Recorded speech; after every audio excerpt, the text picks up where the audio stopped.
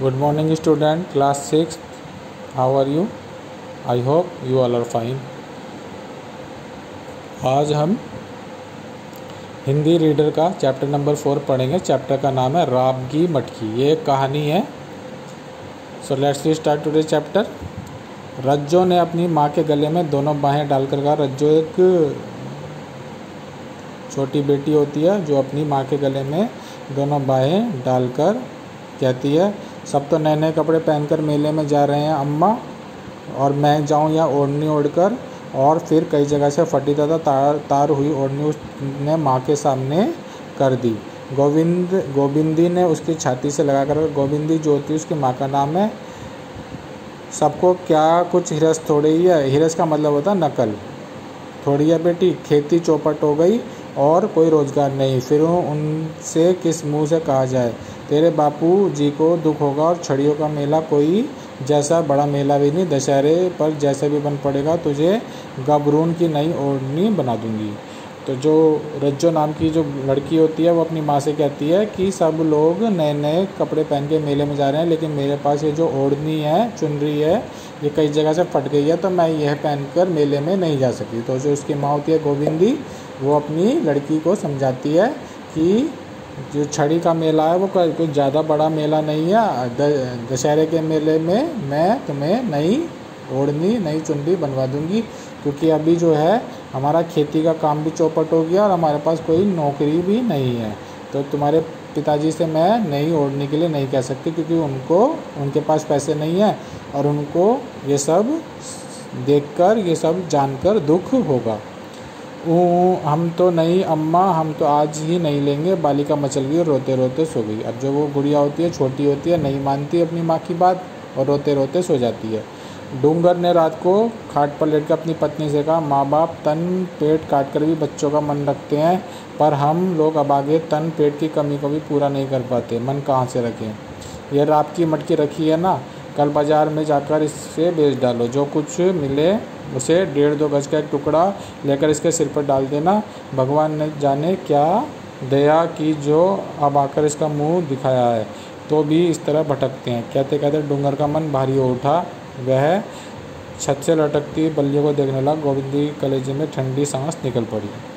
अब जो डूंगर होता है वो उस लड़की जो रज्जो होती है उसके पिता का नाम है। तो वो जब शाम को आता है और पता चलता है कि उसकी जो बेटी है वो चुनरी के लिए रोते होते सो गई, तो वो अपनी पत्नी से कहता है कि सभी माँ बाप अपने बच्चों के लिए कुछ करते हैं, लेकिन हमारे पास अपने बच्चों के लिए करने के लिए कुछ नहीं है। भगवान ने हमको एक बेटी दी है और हम उसका भी ख्याल नहीं रख पा रहे। तुम एक काम करना, ये जो राब की मटकी, कल इसको जाकर बाज़ार में बेच आना और उससे जो पैसे मिले तो उसको एक चुनरी लाकर दे देना। अड़ोस पड़ोस के सभी बच्चे छड़ियों का मेला देखने चले गए, किंतु रज्जो नहीं गई। इसका दुख रज्जो को चाहे उतना ना हुआ, लेकिन उसके माँ बाप को। गोविंदी ने चने की रोटी को थोड़ा सा गुड़ मिलाकर बच्ची के सामने रख दिया। वह उसे खाने में इतनी खुश थी, मस्त उठी कि मेरा तमाशा सब कुछ भूल गई। अब अगले दिन क्या हुआ, सब बच्चे नए कपड़े पहन के मेला देखने गए, लेकिन जो रज्जो होती है वो नहीं जाती। तो उसके माँ बाप को बड़ा दुख होता है कि उनकी बेटी मेले में नहीं गई। और वो जो उसकी माँ होती है गोविंदी, वो चने की जो रोटी होती है उसके साथ गुड़ अपनी बेटी को खाने को देती है। बेटी खाती है उसे और खुश हो जाती है और वो मेले में जाना भूल जाती है। देखो रज्जो, हम चरखी लाए, और यह देखो संतू लाया डुगडुगी। कूद कूद कर जीवन अपनी चरखी घुमाने लगा। रज्जो ने उसकी ओर ओंठ बिछका कर कहा, ऊँ लाया होगा, हमारे यहाँ इतना सारा जो गुड़ धरा है, रात हमने गुड़ से रोटी खाई, तुमने भी खाई, फिर लिए फिरती है गुड़। अरे हमारे घर में मटके भरी राब धरी है, तेरे घर में बता, हम तो रोज़ छाछ में राब डाल के पीते हैं और तू हम भी। अब क्या हुआ, जो बच्चे होते हैं मेले में जाते हैं, वहाँ जो खिलौने लेके आते हैं, तो वो जाके उस रज्जो को, जो गुड़िया होती है, लड़की होती है, उसको दिखाते हैं। तो वो बताते हैं कि मैं यहाँ पर चरखी लाया हूँ, और जो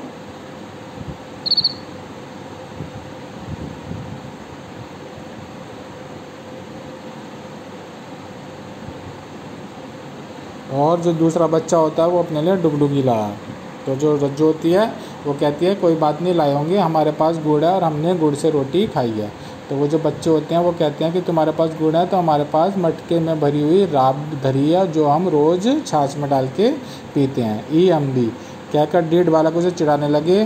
पीती होगी ये छाछ, कभी कभी हमारे घर से ही तेरी माँ ले जाती है। अब रज्जो से सहन ना हो सका, रोती गोविंदी के पास जाकर बोली, देखो अम्मा, जीवन नहीं मानता, कह रहा था कि हमारे घर से छाछ मांग कर पीती है। तो बच्चे उससे कहते हैं कि जो तुम छाछ पीते हो वो तुम्हारी माँ हमारे घर से मांग के लाती है। तो वो बच्चे जो होती है उसे बुरा लगता है, वो अपनी माँ से जाके ये बात पूछती है। गोविंदी ने उसके बालों में उंगलियां फेरते हुए कहा, बेटी मैं सुन रही थी, तुम उनके साथ मत खेला करो, गंवई गांव के लोग भी एक दूसरे को देखकर जल जाते हैं। नहीं, बच्चों की बातों का ख्याल ना करो, भगवान ने चाहा तो अब की अच्छी फसल होगी, फिर हाथ खुल जाएगा, कोई ऐसी तंगी थोड़ी रहेगी। कहकर डूंगर ने घरवाली को समझाने का यत्न किया। तो उसकी माँ कहती है, तुम उन बच्चों के साथ मत खेला करो क्योंकि वो एक दूसरे को देखकर चिढ़ते हैं। तो उसका जो पिता होता है डूंगर, वो कहता है कि समय सदा एक सा नहीं रहता, अगले साल फसल अच्छी होगी और हमारे पास भी बहुत सारे पैसे आ जाएंगे। अच्छा अम्मा, हमारा घर में राब है कि नहीं? सबके घरों में मटको राब धरी है। पति पत्नी ने एक दूसरे को भेद भरी दृष्टि से देखा। फिर डूंगर ने रज्जो की ओर अपनी घसीट कर कहा, देखो या कोने में राब की मटकी धरी है। तो वो पूछती है अपनी माँ से, अच्छा ये बताओ कि हमारे घर में राब जो है वो रखी है या नहीं, या फिर वो लड़का सही कह रहा था कि हम उनके घर से मांग के लाते हैं। तो उसकी माँ जो कहती है, देखो वहाँ मटका भरा रखा है राब का। पति पत्नी देखें कहकर उन्होंने मटकी का मुंह खोलकर देखा और फिर उसमें एक उंगली डालकर चाट ली। मानो इतने ही रज्जो की आत्मा को शांति मिले, वास्तव में यह राब ही है, उसे विश्वास भी हो गया। तो जो उसकी माँ उसे मटका दिखाती है वो उसे खोलती है और उसमें से उंगली डाल के उसे चाटती है और ये देखती है कि उसमें राब ही है या नहीं है। हाट के दिन गोविंदी राब की मटकी सिर पर धर रज्जो की उंगली पकड़कर बाजार अपने घर से चल पड़ी। रज्जो ने पूछा, मटकी क्यों ले जा रही हो अम्मा? इसे बेचकर तेरे लिए नई ओढ़नी लाऊंगी ना। नहीं अम्मा, अच्छी अम्मा, हाँ इसे हम खाएंगे, फिर जीवन कहेगा कि हमारे तो राब के मटके धरे हैं।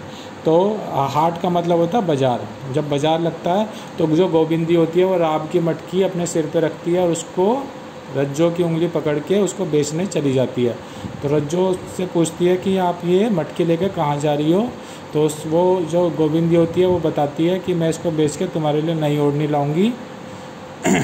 तो उसकी तो जो रज्जो होती है वो अपनी माँ से कहती है, नहीं अम्मा, मुझे ओढ़नी नहीं चाहिए, हम इसे खाएंगे, वरना नहीं तो वो जो जीवन है वो मुझको फिर से चिढ़ाएगा। पेट का खाया कौन देखता है बिटिया, जब नई ओढ़नी पहनेगी ना सब पूछेंगे रज्जो कहाँ से पाई। कहकर गोविंदी ने बालिका को फुसलाकर अपनी आंखें मसल डाली। तो वो कहती है कि हम राब खा लेंगे तो किसी को दिखाई नहीं देगा, लेकिन अगर तुम नई ओढ़नी ओढ़ोगी तो सबको दिखाई देगा। सारा बाजार छान डालने पर किसी ने 2 आने और किसी ने 3 आने से अधिक दाम उस छोटी सी मटकी का न लगाया। किसी ने राब तो आजकल सभी घर में पड़ी है। कोई बोला, क्यों बेचती हो, है ही कितनी सी, घर में बाल बच्चे ही खा डालेंगे। उसने आस पड़ोस की स्त्रियों के सामने गोविंदी लाज से धसी जाने लगी।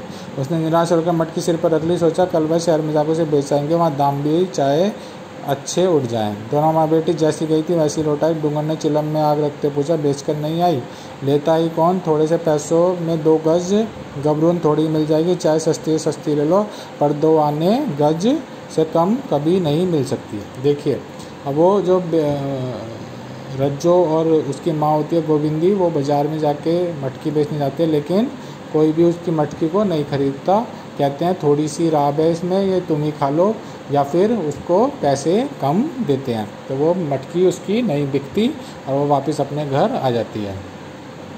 उसकी बाँखें भर आई। बालिका ने पिता की पीठ पर झूलते हुए कहा, बापू यह ओढ़नी तो अभी अच्छी है, फिर रामलीला में मंगा देना, हम तो राब खाएंगे, जीवन ने कहा था। चुप चुड़ैल, बड़ी ज़बान चलाने लगे। माँ ने उसे डांट दिया। तो वो बेटी होती है उसकी, वो कहती है कि कोई बात नहीं, मटकी नहीं भी कि मुझे ओढ़नी नहीं चाहिए, जब रामलीला आएगी तब मुझे दिला देना, अब ये राब हम खा लेंगे। लेकिन उसकी माँ उसे डांट के चुप करा देती है। डूंगर को समझाने के लिए कुछ बाकी ना रहा। उसने स्त्री को शांत करने की चेष्टा करते हुए कहा, इसे डांटो नहीं, ठहरो, कल मैं शहर जाऊँगा और जमींदार बाबू के यहाँ भी वह औरों की तरह नहीं है, थोड़ी बहुत दया रखते हैं, मान लो कहीं नौकरी नहीं भी लगी तो फिर जैसे बनेगा थोड़ा सन लेकर लौटूंगा, रस्सी बांटकर बेचने 2-4 आने घर में आएंगे। तो जो उसका पिता होता है डूंगर, वो कहता है कि ठीक है, कोई बात नहीं, नहीं बिकी तो मैं कल शहर जाऊंगा, वहाँ जमींदार बाबू जो हैं उनसे नौकरी की बात करूंगा, अगर नौकरी नहीं मिलती तो वहाँ से सन ला के सन होते हैं जिससे रस्सियाँ बनाई जाती है। तो कहता है मैं सन लाऊंगा और उससे रस्सियाँ बना के उसको बेच के कुछ पैसे घर में आएंगे। स्त्री ने चूल्हे में कंडा लगाते हुए कहा, संतान भी तभी अच्छी लगती है जब 4 पैसे हो। पर डूंगर ने जैसे कुछ सुना ही नहीं। वह लड़की का हाथ पकड़कर हुक्का थामे बाहर नीम की छाया में जा बैठा। आधी रात को गृहस्थी ऐसी घटा उठी मानो प्रलय आ जाएगी। छप्पर चूने लगा। डूंगर ने 2 घाटे जोड़कर बांध दी, ऊपर से फटे गूदे डालकर रज्जो को सुला दिया। पर यह क्या, जमीन से मानो सोते फूट पड़े थे।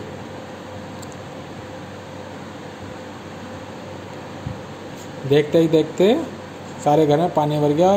फिर वो लोग की मानने तो छप्पर मार गया, तिनका तिनका बेड डाला। अब क्या हुआ, वो जाके अपना खाट पे सो जाते हैं। तो रात को बहुत तेज़ आंधी और बारिश आती है और उनके घर में सारे में पानी भर जाता है। ओले पड़ते हैं तो उनका जो ऊपर की छत है, जो छप्पर होता है, वो भी तिनका तिनका हो जाता है। वे दोनों राम राम बनने लगे। रज्जो मारे डर के चीखने लगी। दिया बुझ गया, हाथ को हाथ नहीं सूझता था। अब करें तो करें क्या। जैसे तैसे रात कटी। दिन निकलने पर वर्षा का वेग कुछ कम हुआ तो पति पत्नी ने एक दूसरे की ओर देखकर कहा, इससे अच्छा तो दीवारें भी गिर पड़ती और हम तीनों यही दबकर रह जाते। घर गृहस्थी सभी तो उजड़ गई, भगवान अभागों की मौत भी नहीं देता। अब उनका सारा घर में पानी भर जाता है और सारा सामान बह जाता है। तो वो कहते हैं इससे अच्छा होता है ये घर ही गिर जाता और हम तीनों इसमें दब के मर जाते। भगवान जो होता है वो अभागों का साथ नहीं देता, यानी कि जिनकी किस्मत खराब होती है उनका साथ भी भगवान नहीं देता।